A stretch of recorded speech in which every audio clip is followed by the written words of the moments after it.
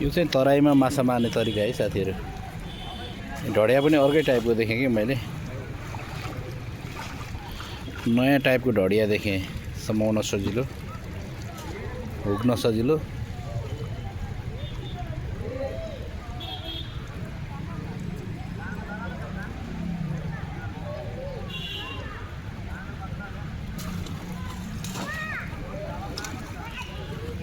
यो चाहिँ खास गरेर झिङ्गा माछा मार्ने स्टाइल रहेछ।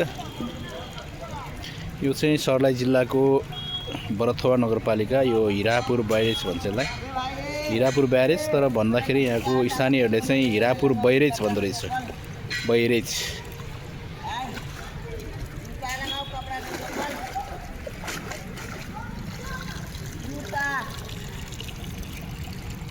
अर्को एकजना मान्छे उतापट्टि जाल हानिरहेको छ।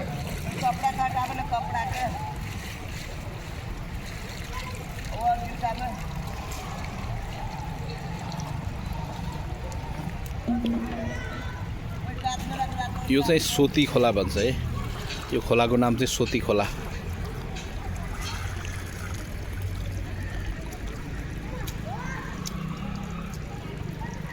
यो झिङ्गे माछा मात्रै पर्छ कि अरू माछा पनि पर्छ यसमा?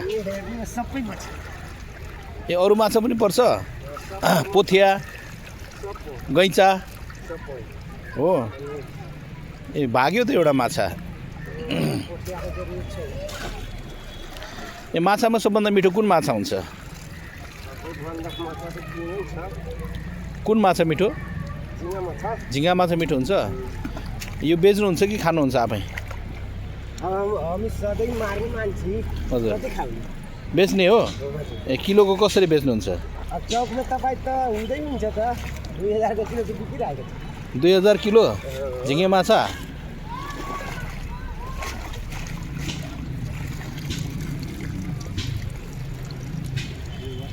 कति माछा बनाउनु भएको छ देखाउनु त मलाई। खै सबै रङको माछा छ। ओहो, यो त अर्को ठुलो माछा पनि परेछ त है। सबै माछा पर्छ यसमा। ए त्यो कत्ले माछा होइन त्यो ठुलो कि पोथिया हो त्यो पनि? होइन, दाढी माछा भन्छ। दाढी माछा।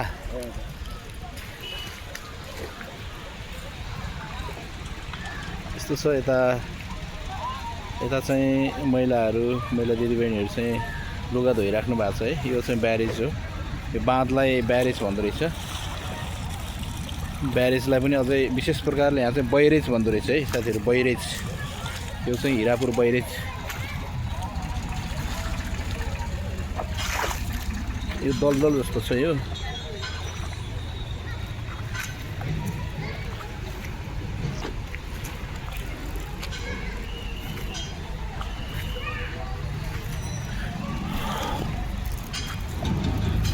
भाइ कति माछा मार्यो? माछा कति देखाउ त।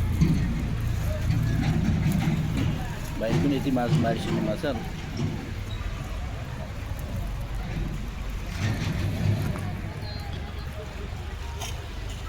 यो सोती खोला है गाइस, हिरापुर ब्यारेज सोती खोला।